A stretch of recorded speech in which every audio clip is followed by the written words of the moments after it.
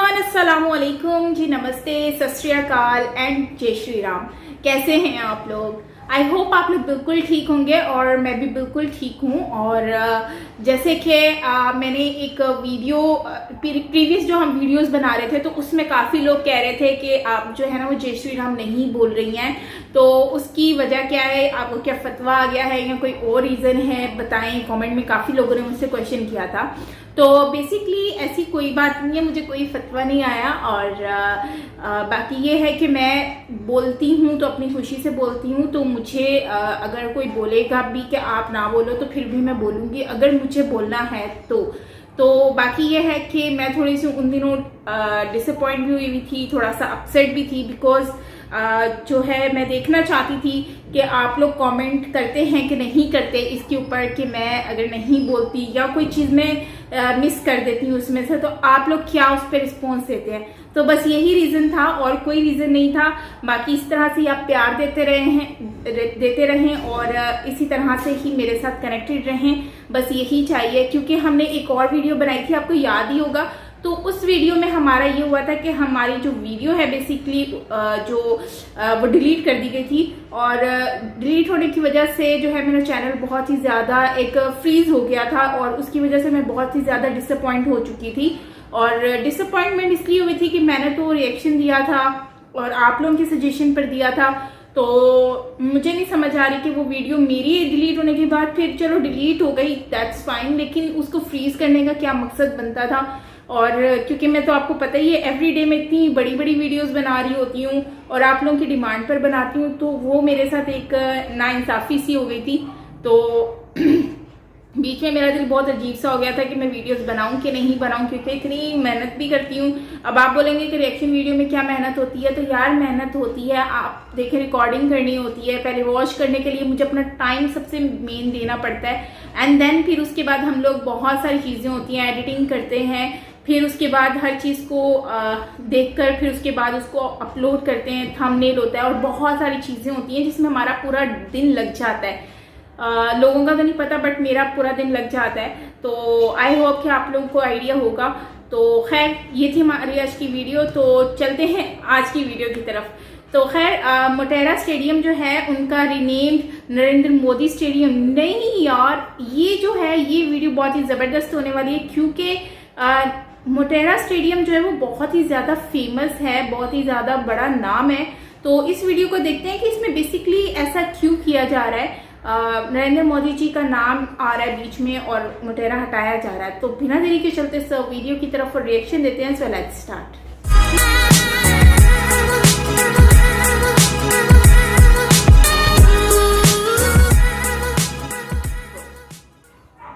नमस्कार दोस्तों, welcome to world affairs. मैं हूं प्रशांत धवन। नाउ यहाँ पे मैं जूम इन कर रहा हूँ towards Motera cricket stadium. Actually मुझे कहना चाहिए नरेंद्र मोदी क्रिकेट स्टेडियम, सरदार वल्लभ भाई पटेल स्पोर्ट्स कॉम्प्लेक्स में।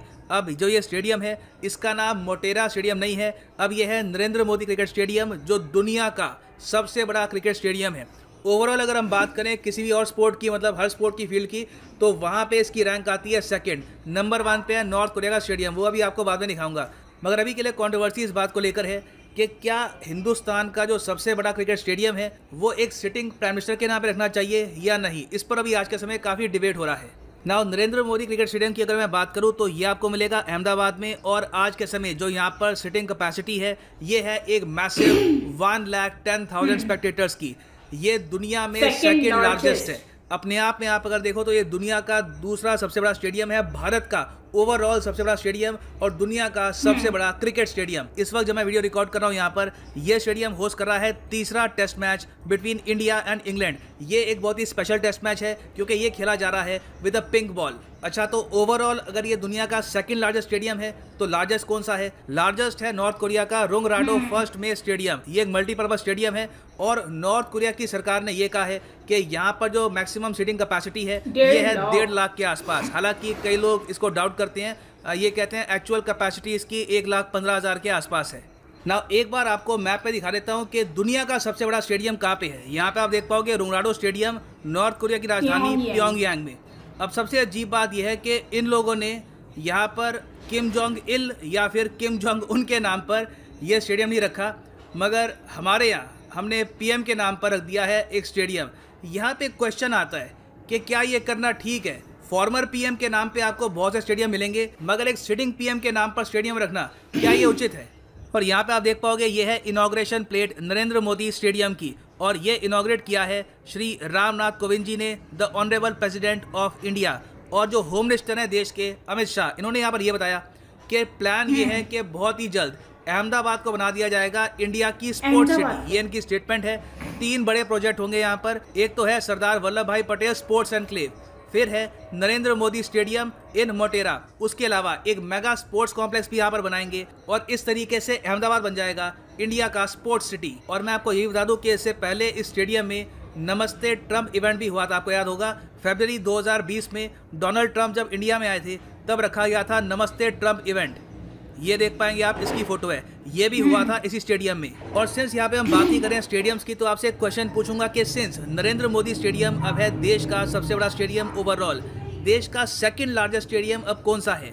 Salt Lake stadium, Jawaharlal Nehru stadium, doctor Bhupen Hazarika cricket stadium, या फिर एम ए चिदम्बरम स्टेडियम? लिखो इसके बारे में कमेंट सेक्शन में, सही आंसर मैं आपको दूंगा वीडियो के एंड में।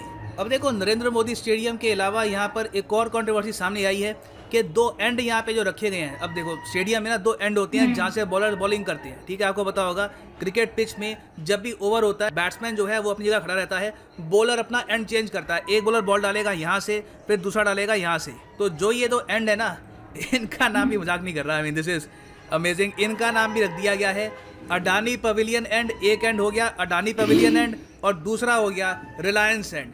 अब ये भी काफ़ी कंट्रोवर्सी का एक इशू है। मैं ये नहीं कह रहा कि बिलियनियर्स का कोई कंट्रीब्यूशन होता नहीं है देश की इकोनॉमी पर, बहुत कंट्रीब्यूट करते हैं, मगर दोनों एंड, रिलायंस और अडानी दोनों, तो इस इशू को लेकर भी इस पूरे स्टेडियम का जो नामकरण है इसकी काफ़ी आलोचना हो रही है कि एक एंड का नाम कोई क्रिकेटर के नाम पे रख लेते हैं, कोई स्पोर्ट्समैन के नाम पे, किसी कोच के नाम पर, दोनों ही बिलियनियर्स। और फिर कुछ लोग यहाँ पे ये भी इशू उठा रहे हैं कि ऑलमोस्ट देश के सारे जो बड़े प्रोजेक्ट हैं, इंडिया लार्जेस्ट, ये सब गुजरात में ही हो रहे हैं। गुजरात में बनेगा इंडिया का सबसे बड़ा जू, इंडिया का सबसे बड़ा स्टेडियम बनेगा गुजरात में, वर्ल्ड्स टॉलेस्ट स्टैचू ये बनेगा गुजरात में, भारत की पहली जो लिथियम रिफाइंड बैटरी है ये बनेगी गुजरात में। उसके अलावा आप देखोगे बहुत सारे प्रोजेक्ट हैं, ये प्राइमरली फोकस्ड हैं गुजरात में। मगर यहाँ पे जो लार्जर इशू है वो ये है कि क्या प्राइम मिनिस्टर्स को, सिटिंग प्राइम मिनिस्टर्स को, या फिर इवन बाद में जब अपनी कुर्सी छोड़ देते हैं तब भी इनके नाम पर हमको यूनिवर्सिटीज़, एयरपोर्ट, स्टेडियम ये सब रखने चाहिए या नहीं? क्या ये प्रैक्टिस ठीक है? इंडिया में इसका काफ़ी लंबा इतिहास है। मैं यहाँ पे नरेंद्र मोदी को पिन पॉइंट करके नहीं कहूँगा, इतिहास में आप अगर देखो तो जब इंदिरा गांधी जी प्राइम मिनिस्टर थी तब इनको अपने टेन्योर में भारत रत्न से सम्मानित किया गया था। यहाँ पे आप देखोगे Indira Gandhi herself was prime minister of India at the time of receiving Bharat Ratna. फिर आप अगर देश भर में देख लो तो करीब आपको 19 स्टेडियम्स मिलेंगे जो कहीं ना कहीं नेहरू गांधी फैमिली से रिलेटेड है। राजीव गांधी, इंदिरा गांधी स्टेडियम, जवाहरलाल नेहरू स्टेडियम, और देश भर में करीब 98 यूनिवर्सिटीज़ और एजुकेशनल इंस्टीट्यूशंस हैं जो नेम्ड आफ्टर हैं नेहरू गांधी फैमिली के। तो इसके बारे में कहीं ना कहीं हमको सोचना होगा, क्योंकि प्राइम मिनिस्टर ऑफ इंडिया एक काफ़ी पॉलिटिकल पोस्ट होती है। क्या प्राइम मिनिस्टर्स के नाम पर ये स्टेडियम्स और यूनिवर्सिटीज़ ये रखने चाहिए या नहीं? आप इसके बारे में बताइएगा कमेंट सेक्शन में, मैं बिल्कुल जानना चाहूँगा आपका ओपिनियन। ना वापस आते हैं अपने क्वेश्चन पे जो मैंने आपसे पूछा था, what is the name of the second largest stadium in India? तो देखिए, जो सेकंड लार्जेस्ट स्टेडियम है अब बन चुका है सॉल्ट लेक स्टेडियम। ये स्टेडियम भी कहाँ पे है आपको दिखा देता हूँ, और यहाँ पे आप देख पाएंगे, ये मैं आपको दिखा रहा हूँ, ये है सॉल्ट लेक स्टेडियम ऑफ वेस्ट बंगाल। अब ये है इंडिया का ओवरऑल सेकंड लार्जेस्ट स्टेडियम। ये भी याद रखना, एग्जाम में आपसे पूछ सकते हैं, सॉल्ट लेक स्टेडियम। और यहाँ पे मैं आपको बता दूँ कि दुनिया भर में जो टॉप 3 स्टेडियम्स हैं सीटिंग कैपेसिटी के नाम पर, वो किसके नाम पे रखे गए हैं, उनका नाम आपको कैसा मिलेगा यहाँ पर। यूएसए का आप अगर देखो तो जो टॉप 3 स्टेडियम है यहाँ पर, वो कहीं पर भी किसी भी प्रेसिडेंट से रिलेटेड नहीं है। जो यूएसए का सबसे बड़ा स्टेडियम है Michigan stadium in terms of seating capacity, इसका नाम भी है सिर्फ Michigan stadium, based on the place, जो स्टेट है वहाँ पर। फिर जो चाइना के स्टेडियम्स हैं ये भी आप अगर देख लो तो जो इनका सबसे बड़ा स्टेडियम है ग्वांगडोंग ओलंपिक स्टेडियम, मैक्सिमम जो इसकी कैपेसिटी है करीब 80,000 के आसपास। अगेन कोई प्रेसिडेंट के नाम पर बेस्ड नहीं है। फिर सेकंड नंबर पे है बीजिंग नेशनल स्टेडियम। तो यहाँ पे हमको सोचना होगा कि क्या इंडिया में हम एक नया ट्रेंड स्टार्ट कर रहे हैं, और क्या ये ट्रेंड ठीक है या नहीं? Please do comment about this in the comment section below. और फाइनली इंतजार खत्म, वीडियो का वो पार्ट जो आप सबका फेवरेट है। आप किसी भी एग्जाम की तैयारी कर रहे हैं, चाहे UPSC, SSC, bank, any examination, आप परचेज कर सकते हैं अनअकैडमी के कोर्सेज। सिंपली जाओ unacademy.com पे या फिर अनअकैडमी की ऐप पर, क्लिक करो यहाँ पर एग्जाम पे गेट सब्सक्रिप्शन और यहाँ पे आप परचेज कर सकते हैं कोर्स प्लस या आइकॉनिक दोनों। अगर प्रीलिम्स आपका मेन फोकस है 2021 का तो definitely go for UPSC CSE GS subscription. और यहाँ पे जो प्राइस लिखा है ये पे मत कर देना, यूज़ करो यहाँ पर कोड PD10 और आपको 4000 से भी ऊपर का डिस्काउंट मिलेगा। So use the code PD10 and save money because PD10 means discount. तो ये है अंत इस वीडियो का। Thanks for listening and as always God bless you all. God bless you all. ये वाला बहुत ही ज़बरदस्त मुझे लगता है प्रशांत धवन जी की जो वीडियो है उसमें सबसे बेस्ट जो पार्ट लगता है और सबसे ज़्यादा एनर्जेटिक वीडियो में जो आवाज़ है वो इनकी वीडियोस में होती है और टू बी ऑनेस्टली मज़ा आ जाता है इनकी आवाज़ सुनकर, उनकी बातें सुनकर। सो खैर मोटेरा जो है स्टेडियम की बात करते हैं तो काफ़ी बड़ा स्टेडियम है जिसकी बहुत ही ज़्यादा एक वैल्यू है और काफ़ी खूबसूरत तरीके से बनाया गया है, काफ़ी पैसे लगाए गए हैं इस पर। तो इनका नाम जो पहले जो था वो नाम जो है वो सरदार वल्लभ भाई पटेल के नाम पर था और उनके बाद जो है अब उनका नाम चेंज कर दिया गया।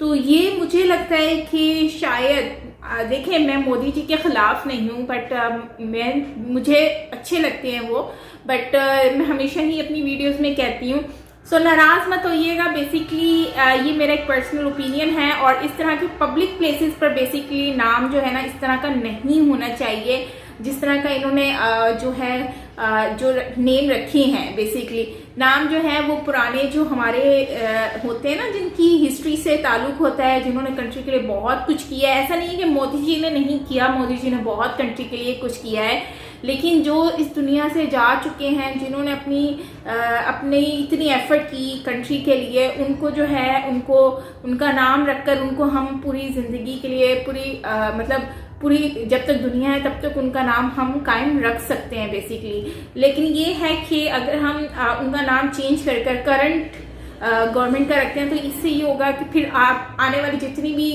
जो होंगी, जितने भी प्रोजेक्ट्स होंगे उसमें हर गवर्नमेंट के लोग जो हैं वो अपना नाम रखते जाएंगे और इस तरह से जो हिस्ट्री के लोग जो हैं जिन्होंने मेहनत की थी, जिनकी रियल मेहनत थी, तो वो जो है वो कहीं मिस हो जाएंगे। मुझे तो ऐसा लगता है। बाकी आप लोगों को क्या लगता है ये आप मुझे बताइएगा कमेंट बॉक्स में। बाकी ये है कि आने वाले और भी बहुत सारे प्रोजेक्ट्स हैं उसमें नाम रख लें, कुछ और नाम कहीं और रख लें, वो ज़्यादा बेहतर होगा। सो खैर ये थी गाइस हमारी आज की वीडियो। आई होप आपको अच्छी लगी होगी। मुझे अच्छी लगी है बट थोड़ा सा मतलब कि जो पॉइंट था वो मुझे अच्छा नहीं लगा क्योंकि और भी कंट्रीज़ के देखें किसी ने नाम नहीं रखा, किसी ने मतलब चिकागो के नाम से रखा है या फिर कुछ भी नाम रखे हुए हैं, मिशिगन रखा हुआ है या फिर सिटी के नाम से रखा हुआ है या फिर कुछ और करके रखा है, लेकिन गवर्नमेंट से रिलेटेड कुछ नेम्स नहीं है। तो ये एक ऐसी चीज़ है जिसमें हम जो है उनको जो है अप्रिशिएट कर सकते हैं, अपने जो बड़े हैं जिन्होंने बहुत कुछ गंवाया है, अपनी ज़िंदगी कुर्बान कर दी है इन सब चीज़ों के लिए। तो हमें उनको याद रखने के लिए उनके नाम से ये चीज़ें बनानी चाहिए ताकि वो हमारी ज़िंदगी गुजर रहे वक्त तक जो है वो हमारे साथ उनकी पहचान रहे। सो खैर ये थी हमारी आज की वीडियो गाइस। आई होप आपको अच्छी लगी होगी। अच्छी लगी हो तो प्लीज़ लाइक कर दीजिएगा और हाँ बेल आइकन को प्रेस कर लीजिएगा अगर आपने प्रेस नहीं किया ऑल नोटिफिकेशन पर, ताकि सारी की सारी वीडियोस आपको मिलती रहें। और मिलते हैं नेक्स्ट वीडियो के साथ। अपना बहुत सारा ख्याल रखिएगा। This is me Saima Pirzada. Bye bye.